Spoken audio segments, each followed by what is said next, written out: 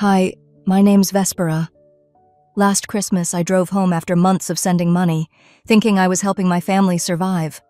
But when I opened the door, I found silence, except for my father, barely breathing, abandoned, while my mother, my brother, and my sister, they were celebrating in Hawaii.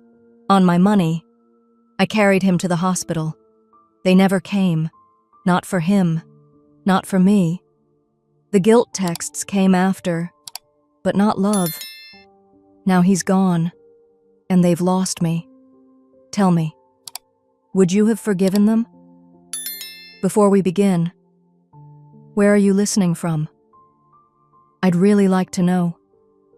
The drive back home wasn't something I had planned. The decision came to me somewhere between exhaustion and impulse. Maybe loneliness, too, though I wasn't ready to admit that yet. Oregon roads in December are unforgiving. The freezing rain blurred my windshield, forcing me to slow down. Ice clung to the edges of the glass like stubborn memories I didn't want to scrape away. I'd been gone too long. That's what people always said, right? But not so long that family should forget you. Not so long that coming home would feel wrong. As I pulled into the old gravel driveway, the tires of my rental car crunching against frost, something unsettled me. It wasn't just the dark sky or the heavy silence. It was the house itself, empty.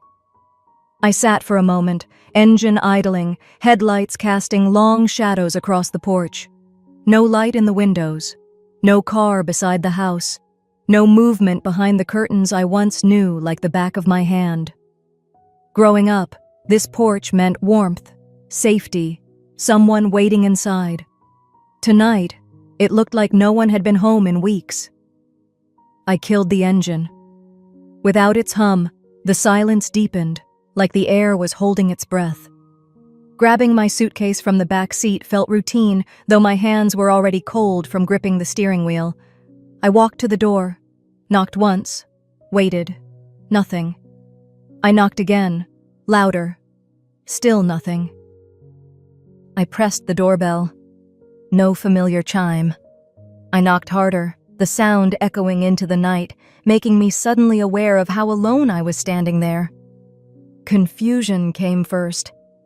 Maybe they were out. Maybe something came up. But then the dread followed, seeping through the cracks of my rationalizations like the cold through the seams of my coat. I turned to glance at the driveway once more. Empty. No sign of life. That's when I heard the footsteps. Soft, hesitant. I turned toward the street and saw her. Mrs. Halverson, the old neighbor. We hadn't spoken in years, but there she was now, wrapped in a worn-out coat, clutching her grocery bags. She hesitated, like she'd been debating whether to keep walking. Mrs. Halverson? I called softly. Her expression told me everything before she spoke, but still, she tried to make it sound casual. Oh, Vespera, you're back. Where is everyone? My voice cracked on the last word. She shifted uncomfortably, glancing down the street like someone might save her from answering. They're not here, honey. Your mom took them all to Hawaii. For Christmas. I felt like the ground tilted under me. Hawaii? My voice barely rose above a whisper. And your dad? She hesitated. He's at County General. Been there a while now. There are moments when life doesn't hit you like a truck. It doesn't slam into you with violence or chaos. Sometimes it just deflates you, like a quiet betrayal you never expected. My tongue felt heavy. Hospital?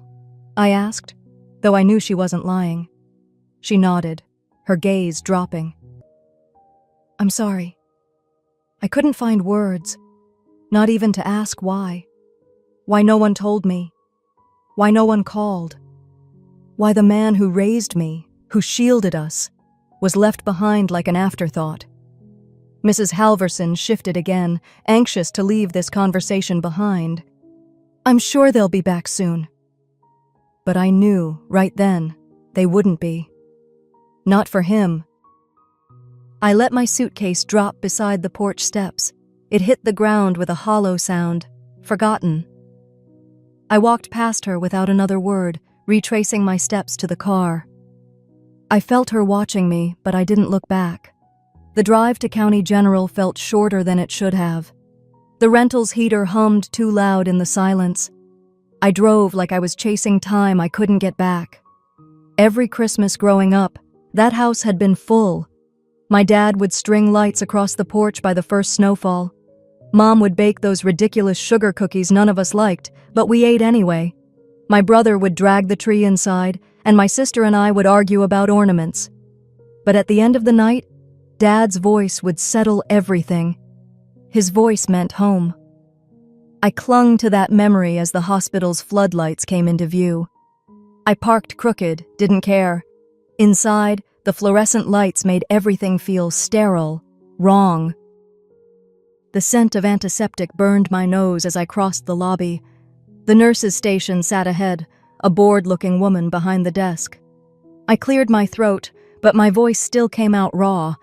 "I'm looking for John." The woman glanced up, then back down at her screen. "John who?" "John Marin. He's my father." Click, click. Her nails tapped at the keyboard. Finally, she looked up. "He's in Ward 6. I waited for something else. Anything. "No visitors in days," she added casually, then gestured down the hall. I swallowed against the lump in my throat. My feet refused to move. No visitors in days. The hallway felt too long. Each step I took echoed softly against the cold tile floors, my shoes tapping in rhythm with the hum of overhead lights. The nurse didn't say much. She just glanced over her shoulder every few feet to make sure I was still following, her shoes squeaking slightly as we passed closed doors, faded bulletin boards, and antiseptic-scrubbed walls. "Ward 6, she had said. Like that meant something to me. But all it meant was that my father was somewhere I'd never expected to find him. We turned a corner, and the hallway narrowed, darker somehow, like even the lights knew this wasn't a place for hope. "Room at the end," the nurse murmured without stopping. I nodded stiffly, though I doubted she even saw me. My fingers curled into fists as I walked, more to stop the trembling than anything else. My mind kept circling the same questions. Why hadn't they told me? Why was he here alone? And why now, of all times, did I feel like the outsider in my own family? I reached the door. I stood there for a few seconds, listening. Silence. My hand hesitated on the handle, heart racing despite the numbness in my chest. When I pushed the door open, the smell hit first. Sterile air, old blankets, something faintly metallic. Then I saw him. I barely recognized the man in that bed. He was thinner than I remembered. His skin hung loose against his bones, yellowed by illness or neglect. I couldn't tell which. A plastic oxygen mask sat crooked across his face, tubing tangled against his shoulder. The IV beside him beeped faintly, and the drip of fluids was steady but slow, like everything about him now. I stepped inside. For a moment, I didn't even realize I was holding my breath. Then, his eyes flickered open, just barely, and in the faintest rasp, he whispered, "Angie." I froze. That nickname. He hadn't used it since I was a teenager. I was too stunned to correct him. My chest tightened painfully. I didn't speak. I couldn't. Instead, I moved to the chair beside him and sat down, the metal frame cold beneath me. I reached for his hand. It felt smaller than I remembered, fragile and cold. I let my other hand cover his, holding it there. Just holding. The tears didn't come right away. When they did, they weren't dramatic or noisy. They just fell, silent, tracing down my cheeks as I watched him sleep again, slipping back into whatever fragile world he'd been trapped in. I looked around the room, almost hoping to see someone, anyone, but there was no one. No get-well cards, no flowers, no signs of visitors, just an old man in a bed, wasting away. And that's when it hit me. They left him. They left him, and they didn't even think he was worth mentioning. I sat there for hours, I think. My phone stayed silent in my coat pocket. I didn't check it. What would be the point? No one was calling me. Not my mother, not my sister, not my brother. And yet, they had all flown off to Hawaii, sunbathing with the money I'd been wiring home for bills. For him, I had thought. I stared at the IV drip and replayed every phone call with my mother over the past year. We're behind on medical payments, Vespera. We're struggling. He's doing fine. Don't worry. Don't worry. I wanted to scream, but I didn't. At some point, a nurse came in quietly to check his IV. She was young, maybe early 20s, and looked like she'd rather be anywhere else. "He's resting now," she said absently, not even glancing at me. I stayed quiet. Then, as she adjusted his blanket, she added, almost like small talk, but each word was a dagger. "It's good someone finally came. He hasn't had visitors in weeks.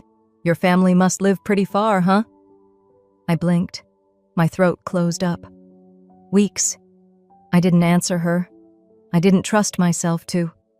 She finished whatever she was doing and left without another word.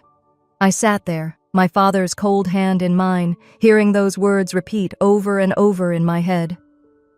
Your family must live pretty far, huh? To the world, that's what it looked like. That's what everyone believed. They must live far away. They must have good reasons. But I knew the truth. They were sipping drinks under palm trees, posting photos with captions like, "Family first." And my father was dying alone. I felt it then. Not anger, not yet. Something worse. Shame. Shame that strangers knew. That even a tired nurse had seen the truth I'd been too blind to. I stood up, wiped my face. My hand trembled as I pulled out my phone. I called my mother, straight to voicemail. I called my sister. No answer. I tried my brother. Nothing. I looked at the screen, my contacts staring back at me like accusations. This wasn't a mistake. This was a choice. My breath caught. I could feel the sob clawing at my throat, begging to escape, but I didn't let it. Instead, I whispered, like a promise, "I'll handle this, like always." I walked out into the hall and found the nurse's station. "I need transfer papers," I said, my voice steady now. "I'm moving my father to St. Vincent's in Portland." The nurse blinked, then started typing. I signed whatever they handed me. I didn't tell my family. They didn't deserve to know. Hours later, I sat in the back of the ambulance next to him. His breathing was shallow, but steady. I held his hand, kept it warm in mine. In the silence, as the road hummed beneath us, one thought played on repeat in my mind. I trusted them. I stayed awake the entire ambulance ride, staring at the man who once carried me on his shoulders, now barely breathing. When we reached the private hospital, the snow was starting to fall. Not the kind that sparkles or makes you smile. It was heavy, dull, soaking into the streets like everything else that night. The ambulance doors opened with a creak, and I stepped out first, my boots crunching on the salted pavement. I watched silently as the nurses unloaded my father, their movements brisk and professional. He looked smaller than ever, shriveled beneath layers of white blankets. I followed them down bright, sterile corridors that smelled of lemon disinfectant and tired hope. His private suite was near the end of the hall, a clean, bright room with polished floors and a window that overlooked nothing but the next wing of the building. Once they'd settled him in, adjusting his oxygen line and checking monitors I didn't understand, the nurses left. I stood there for a long moment, watching, listening to machines beep where his voice should have been. I moved to the chair beside his bed and sat down heavily. He didn't wake up. His body barely stirred. I stared at his face, tracing the lines etched deeper than I remembered, the sunken cheeks, the bruises blooming under translucent skin, a frail, aging man. But in my mind, I saw something else. Him standing in the driveway years ago, calling me inside for Christmas dinner. His hands were rough from work but steady. He smelled like sawdust and cold air. He was the one who always noticed when I came home late, the one who used to ask, "You all right, kid?" Now, he was the one I hadn't noticed fading. Somewhere deep inside, I felt it. Anger. Not at my family. Not even yet at myself. At him. Why didn't he tell me? Why did he just fade? Why did he make me the one to find him like this?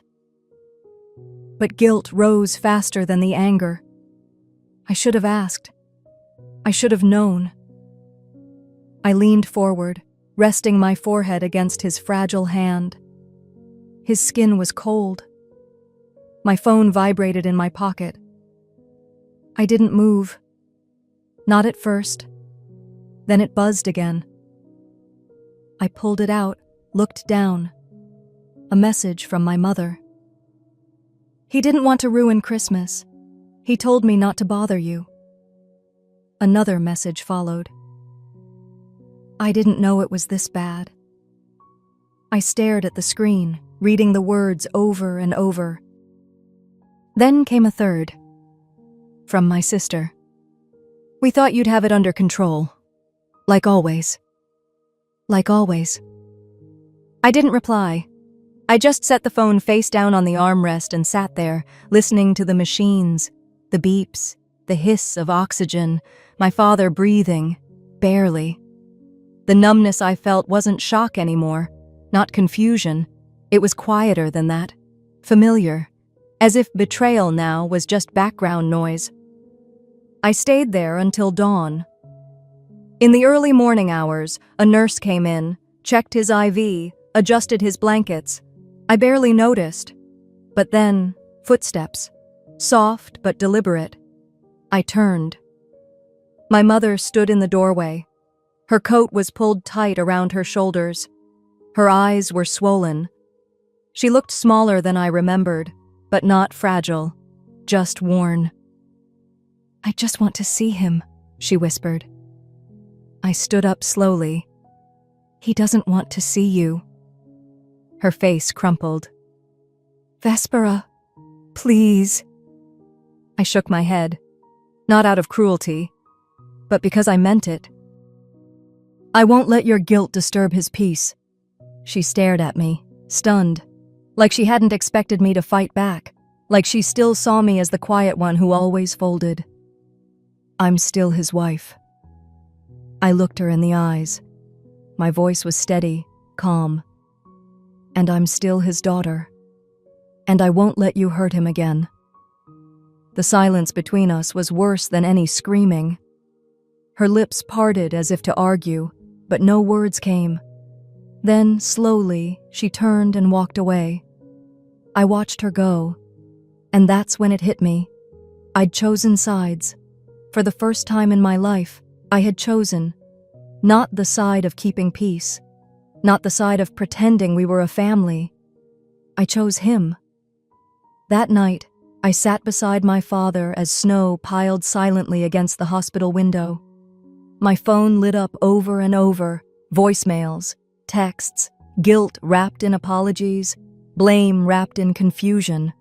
I read every word, but I didn't answer. Not yet. I needed to protect him, and protect what little of myself I had left. I kept reading every word, every voicemail, but I said nothing. I needed to protect him, and protect what was left of myself. By morning, the snowstorm had thickened outside the hospital windows. It wasn't the pretty kind anymore. The streets were buried, the city slowed to a crawl, and everything beyond the glass felt as cold and heavy as the air inside that room.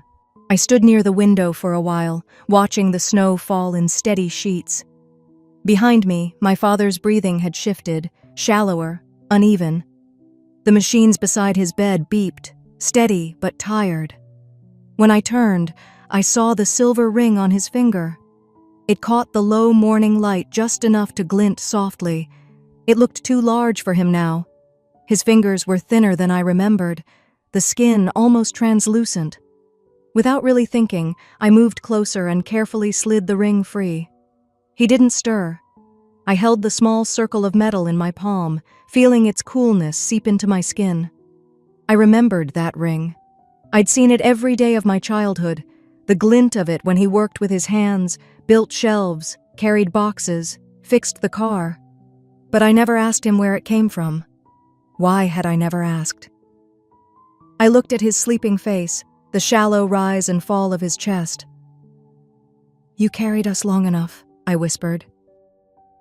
I threaded the ring onto the chain around my neck, letting it fall just above my heart.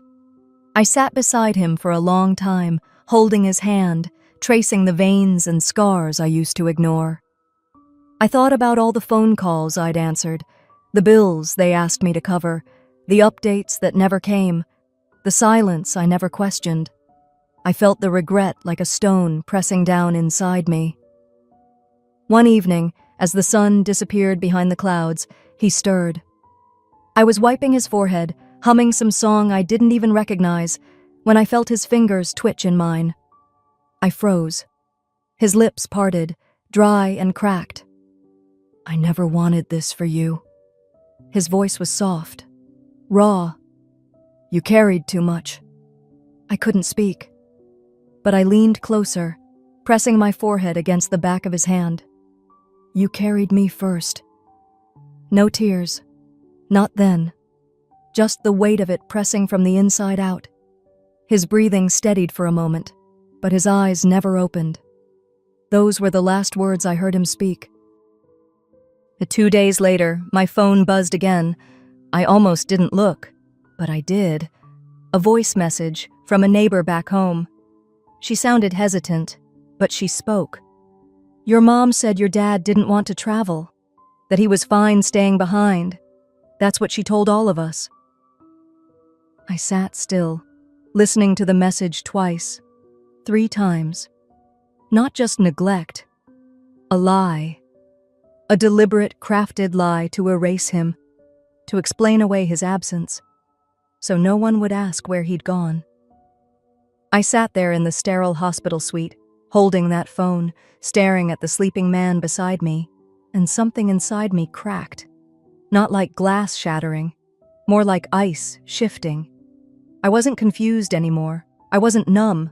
I was angry. But it wasn't the loud, fiery kind of anger. It was cold. "I'll never let them near you again," I whispered. It wasn't a threat. It wasn't even a promise. It was a decision. I looked down at the silver ring against my chest, felt its weight, felt his weight, his silence. Outside, the snowstorm raged, but inside, the air felt heavier. I sat beside him that night, watching every fragile breath, and in the quiet, I remembered every time my mother told me, "He's fine." Every time my sister said, "Don't overthink." Every time I believed them. The next morning, the room was quieter. His chest didn't rise, and I didn't need a machine to tell me. I sat beside him in the silence, knowing goodbye had already begun. The machines beeping, once steady, now dragged between each note, slower, softer. I counted them without meaning to. Each pause stretched longer than the last. I sat there, holding his hand, my thumb brushing lightly over the back of it, tracing bones that hadn't felt this sharp before. His skin was cool. The silver ring he once wore now rested cold against my own skin, hidden beneath my sweater on the chain around my neck. He didn't open his eyes again. No words, no shift in breath. Just the faint hum of the heater overhead and the soft rhythm of my breathing trying to replace his. I thought, absurdly, about the time he used to lift me onto his shoulders when I was small, calling me his little fighter. He said I'd kick the world's teeth out someday. I didn't feel like a fighter now. I felt like someone who'd lost the fight before she knew she'd entered it. Sunrise came eventually. Though the room didn't brighten, gray light seeped in around the edges of the blinds. I remember that. How muted the world looked that morning. And then, the machine stopped. Not with a harsh tone, not with an alarm. It just stopped, as if it had simply grown tired. I sat still. My fingers were still wrapped around his hand. I didn't cry. I waited. I don't know for what. Maybe for the door to open, for someone to come in, to tell me what I already knew. But no one came. No one else was coming. At some point, I don't remember how long, I reached out and turned off the machine myself. I didn't call anyone. I didn't send a message. I just sat there, listening to the silence fill the space he had left. When the funeral home came for him later that morning, I stepped aside wordlessly. They nodded, gentle, practiced. They didn't ask if anyone else was coming. I signed what they gave me, and then I left.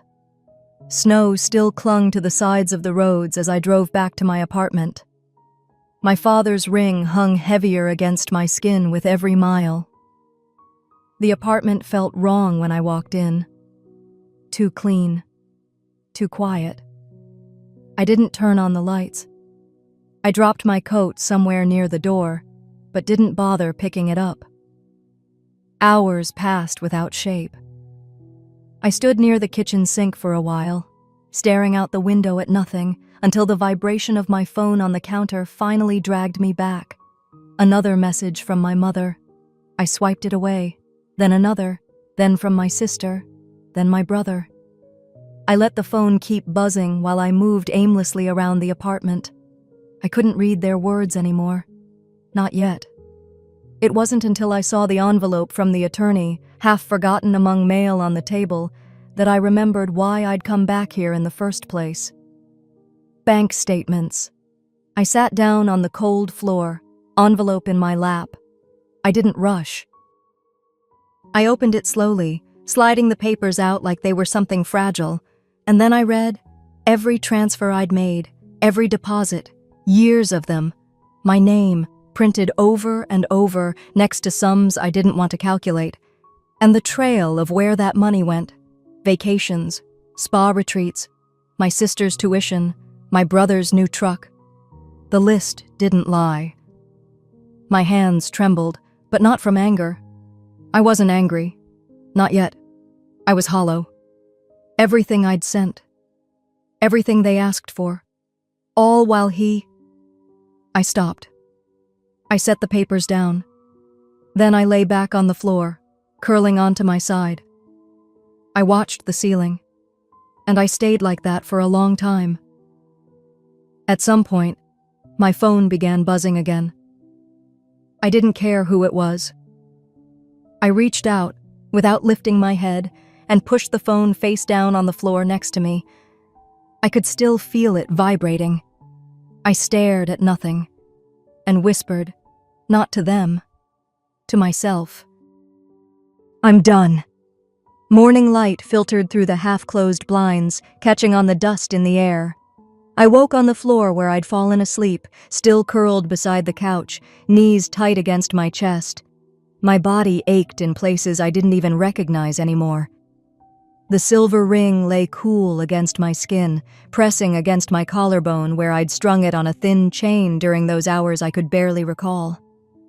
I sat up slowly, every movement deliberate, the quiet in the apartment weighing down heavier than any winter snow outside.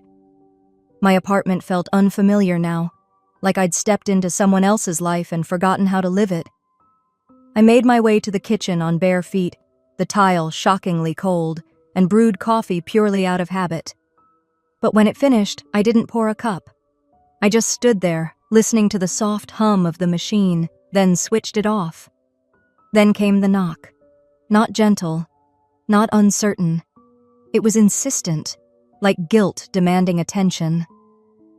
I froze. The sound of my heartbeat rushed into my ears, drowning out everything else. For a moment, I thought I was imagining it, that perhaps I'd fallen asleep again, and this was part of the nightmare my life had become. But the knock came again, and then again. Slowly, I walked to the door, my steps soundless against the hardwood. My stomach tightened as if preparing for a blow. I didn't need to look through the peephole to know who it was. I looked anyway. My mother stood there. Beside her, Callista, arms crossed tightly over her designer coat, her face pinched in that expression she wore whenever something inconvenienced her. Orion hovered behind them, shifting his weight, staring at the floor like a scolded child. He wouldn't meet my eyes, even through the distorted glass. I didn't move. I didn't open. "Vespera?" My mother's voice came through the door, shaky but rehearsed. "Please, let us in. We just need to talk." A long silence stretched between us. I rested my forehead gently against the doorframe, closing my eyes. I didn't answer. "We're family," she added, softer this time, as if that word still held meaning. Inside, I whispered words I knew they wouldn't hear. "No, we're not." They stayed, knocking, talking, pleading. I let them. Minutes blurred. Maybe it was an hour, maybe longer.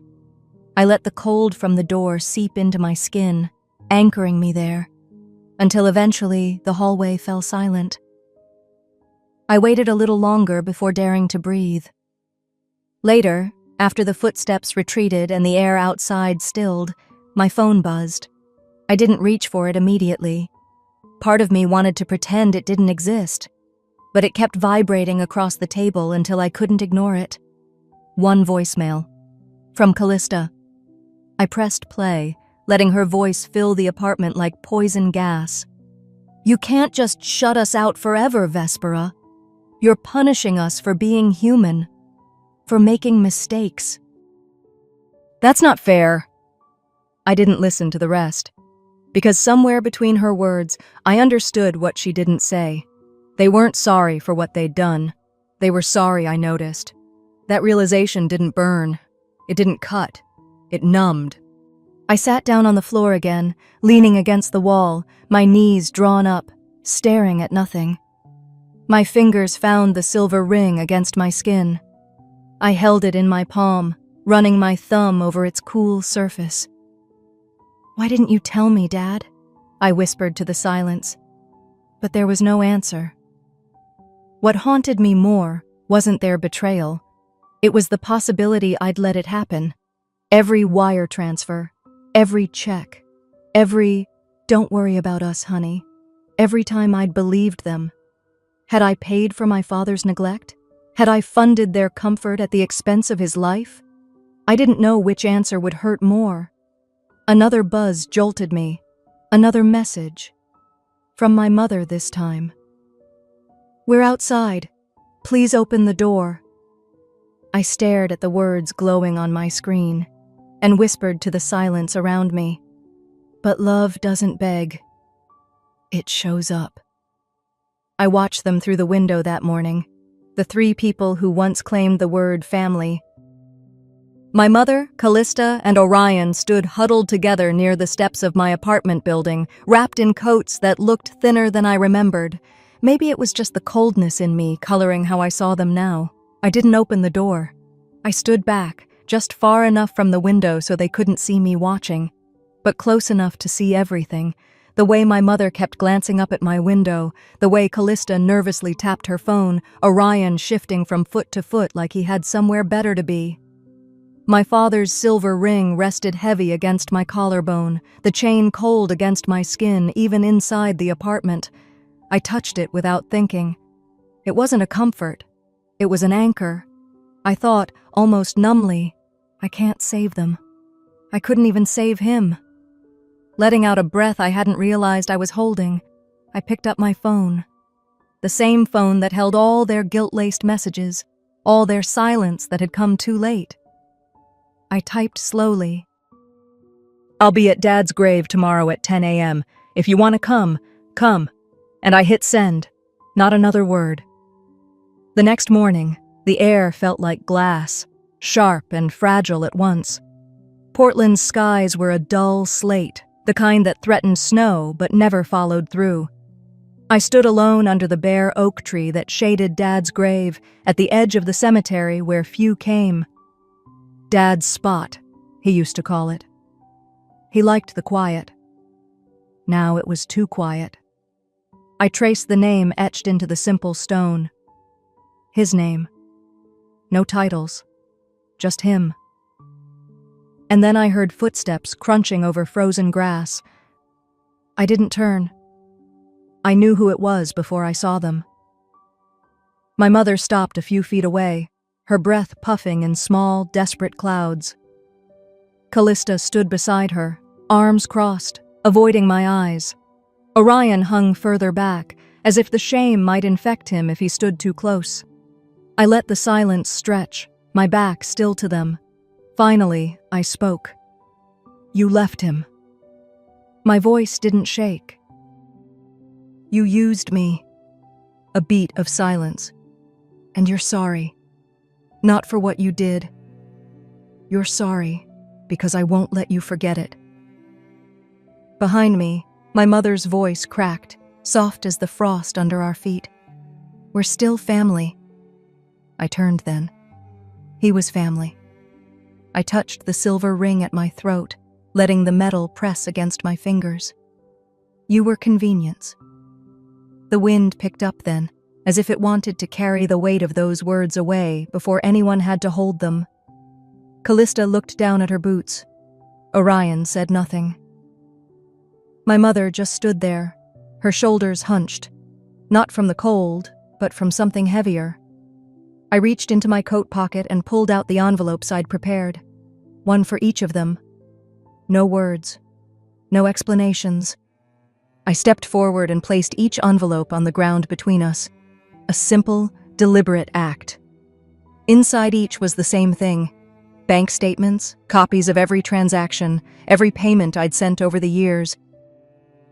And attached to each was a note written in my own hand. I'm done paying for your silence.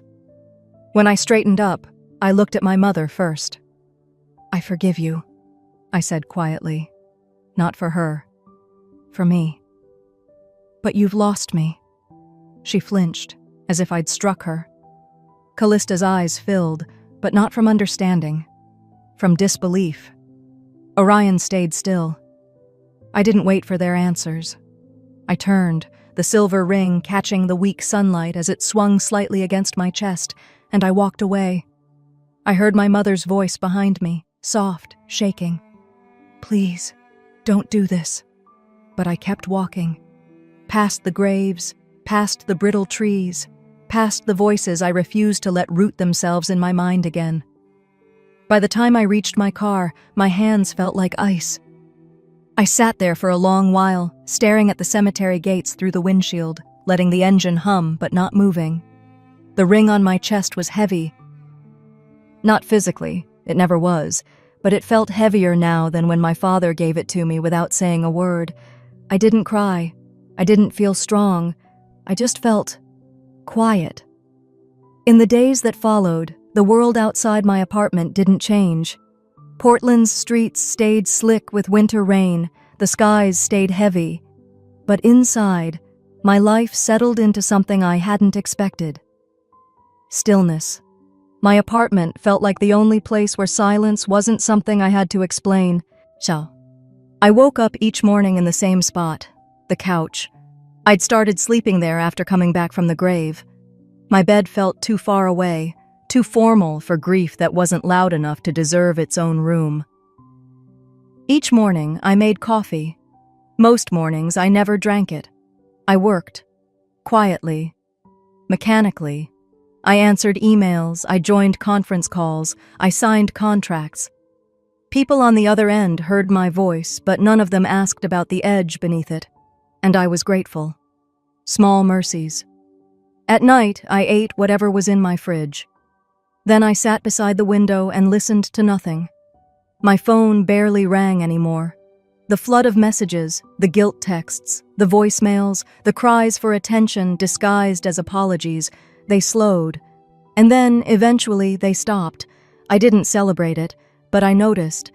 And strangely, I felt something close to relief, like standing in a hallway after someone stops pounding at the door. I started wearing Dad's ring on my finger now, not around my neck. It fit loosely, sliding near the base of my thumb sometimes when I wasn't careful. But I let it stay there. Around my neck, it felt like armor. Around my finger, it felt like choice. I chose him. I chose myself. It wasn't peace. Not yet. But it was something close. One morning, weeks after I'd left the cemetery without looking back, I woke to sunlight slanting across my apartment floor. Not that gray, heavy light Portland wore like a second skin in winter.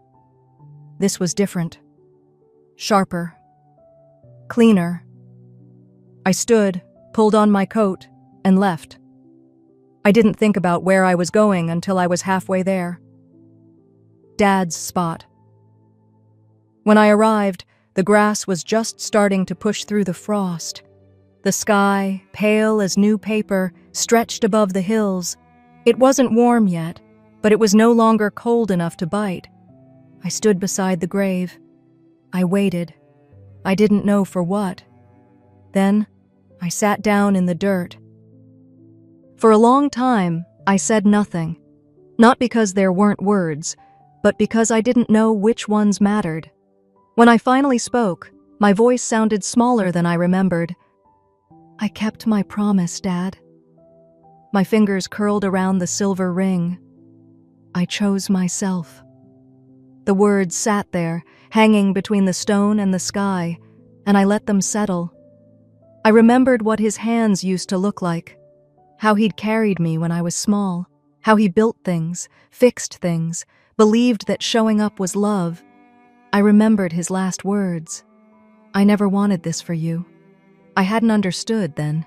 I did now. I slipped the ring from my finger, held it, pressed it against my lips. Not goodbye, not letting go, just understanding. Then, without thinking, I slid the ring back onto my finger. Not protection, not obligation. Choice. I sat there until the wind picked up, carrying the early spring chill across the hills. Finally, I stood. I looked at the grave one last time. I'm okay now. I didn't know if that was a lie, but it felt honest enough for the moment. As I turned back toward the parking lot, I whispered it over my shoulder, soft enough that only I could hear it. Goodbye. For real this time. I used to think silence meant loneliness. Now, sitting on my small balcony with the morning light filtering through my half-open blinds, I understand better. Sometimes silence means peace. It's been months since that day at Dad's spot. The ground has thawed. My apartment, once hollow and cold, carries signs of life now. There's a pothos trailing along the windowsill. A small rug I picked up at a local market warms the floor. Where Dad's old slippers once sat by the door, I've placed a second-hand armchair. It's faded but comfortable. Something about it makes the space feel like mine. Most mornings look like this now. Coffee brewed fresh, actually drunk. Windows open, even when the air bites. The silver ring, his ring, rests on my finger, not my neck. I stopped using it as armor. I wear it as a reminder, not of grief, but of choice. I chose me. A notification sound pulls me from my thoughts. My phone buzzes quietly beside me. I glance, already knowing who it's from before I pick it up. Callista. Her message is short. We're still here, whenever you're ready. I stare at the screen for a while. There's no anger in me anymore, not even hurt. Just a gentle kind of finality. I don't delete the message, but I don't reply either. It stays there, unopened beyond that first glance, like a letter slipped under a door no one's coming to answer. I slide the phone face down and let it stay that way. I suppose some people might think that means I'm bitter, that I'm punishing them with silence. They'd be wrong. I'm simply finished, that's all. Some days, I wonder if that's what healing feels like. Not joy, not some grand arrival at happiness. Just the absence of needing anything more from people who chose not to show up. And yet, not everyone stayed gone. Mrs. Halden, my neighbor from down the hall, knocks sometimes. Not for explanations, not for apologies, just to check if I'm home, if I want coffee. She's nearly 70. Her back aches more than it used to. But her company is steady. I tell her about the pothos. She tells me about her granddaughter. We drink coffee in comfortable silence. And when her knees ache, I help carry her groceries upstairs. Sometimes family isn't blood. It's who notices when your lights stay off too long. At work, I found myself listening to a colleague share her grief one afternoon. Her mother had passed quietly after a long illness. I didn't offer advice. I didn't say much at all. I just stayed. She cried.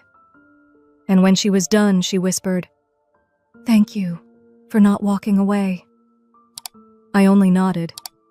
She didn't know how much her words echoed what I'd needed once.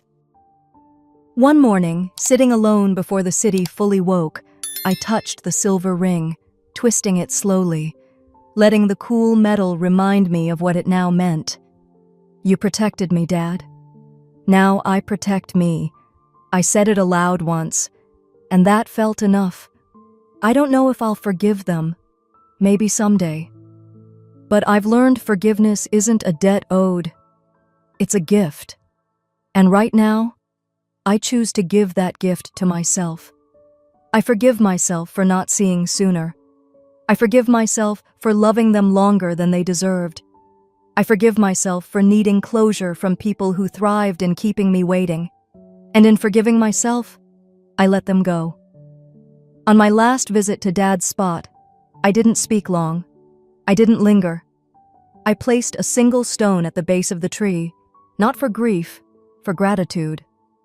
Then I left. Now, back in my apartment, sunlight warms my skin. A soft breeze, spring's first promise, moves through the curtains. I sip coffee. The ring catches the light. And I smile, softly, to no one in particular. I didn't lose my family. I found myself